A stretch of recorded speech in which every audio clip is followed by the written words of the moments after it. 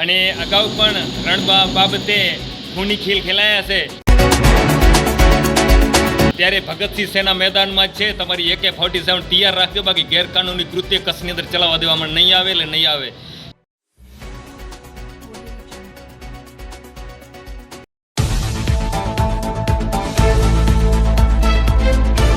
મીઠાના ગેરકાયદેસર ઓવરલોડ વાહનો અને સોલ્ટ માફિયા વિરુદ્ધ કાર્યવાહી કરવા નાયબ કલેક્ટર સમક્ષ રજૂઆત.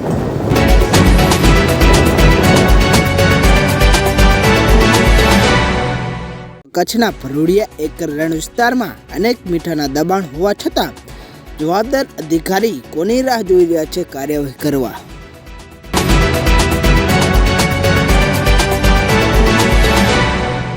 શ્રી રામ સોલ્ટ અને નીલકંઠ સોલ્ટ નામજોગ દબાણ અંગે ભચાઉ પ્રાંત અધિકારીને શહીદ ભગતસિંહ સેના દ્વારા આવેદનપત્ર આપી અને કાર્યવાહી કરવા માંગ કરાઈ છે.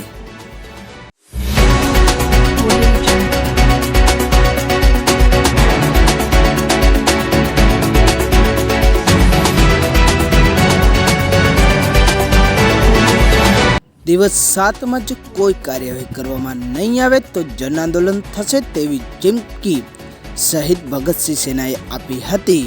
Report by Jayesh Teda, Bhachau, Kutch.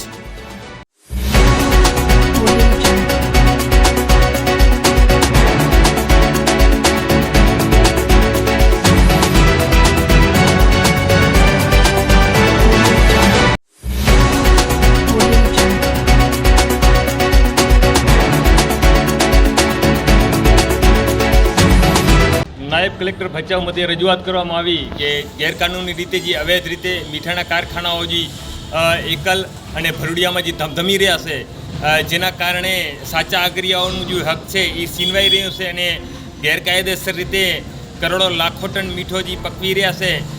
Nilkanth salt તેમજ શ્રીરામ સોલ્ટ ગેરકાયદેસર દબાણ છે, આ દબાણને દૂર કરવામાં આવે. કારણ કે આ મીઠાઓના જે ઓવરલોડિંગ વાહનો છે તે ભરૂડિયા પટ્ટીના રોડ રસ્તાઓને તોડી નાખ્યા છે. સડક યોજના હોય જે ગામની વસ્તીને આધારે અને ગામના વાહનોને આધારે એની ગુણવત્તાવાળું રોડ બનતું હોય છે, પરંતુ આ ઓવરલોડિંગ વાહનો એટલા બેફામ ચલાવતા હશે કે રોજ 400, 500, 700 ગાડીઓ ચાલતી હોય. એ રોડની શું દુર્દશા હશે, જેના લીધે ગ્રામજનોને પણ તકલીફ પડી રહી છે. ત્યારે આજે કલેક્ટર સાહેબને રજૂઆત કરવામાં આવી કે 7 દિવસની અંદર આ તમામ કારખાનાઓને જો સીલ ન મારવામાં આવ્યા અને બંધ ન કરવામાં આવ્યા તો આગામી 14 તારીખના ભગતસિંહ સેના દ્વારા આ જે સોલ્ટ છે શ્રીરામ સોલ્ટ અને નીલકંઠ સોલ્ટની અંદર મીડિયા અને સોશિયલ સાઇટ દ્વારા ત્યાં બંધ કરવામાં આવશે.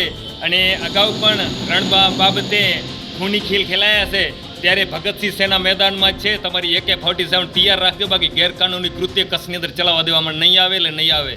કારણ કે કોઈ પણ અવાજ ઉપાડે છે ત્યારે એની અવાજ દબાવવામાં આવે છે અને એને યોગ્ય ન્યાય નથી મળતો રહ્યો. જો 7 દિવસની અંદર આ કારખાનાઓ બંધ ન કરવામાં આવ્યા તો 7 દિવસની અંદર જનતા અને ભગતસિંહ સેના દેખાડી દેશે કે ભગતસિંહ સેના અમે એ છીએ, અમે ત્યાગ અને બલિદાનમાં માનનારા છીએ. એટલે કલેક્ટર સાહેબને પણ વિનંતી છે કે આ મુદ્દે તાત્કાલિક ધોરણ ધરે અને પોલીસ પ્રશાસન પણ આ મુદ્દે ઓવરલોડિંગ વાહનો જે ચાલે છે રહ્યા એને બંધ કરવામાં આવે.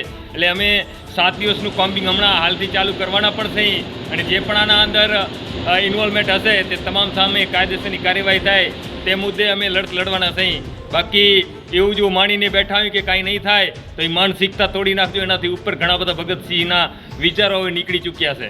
એવી આજે રજૂઆત કરવામાં આવી છે. 7 દિવસનું અલ્ટિમેટમ આપ્યું છે. 7 દિવસની અંદર જો કાર્યવાહી નહીં કરે તો 7 દિવસ પછી ભગતસિંહ સેના 14 તારીખના મેદાનમાં દેખાશે.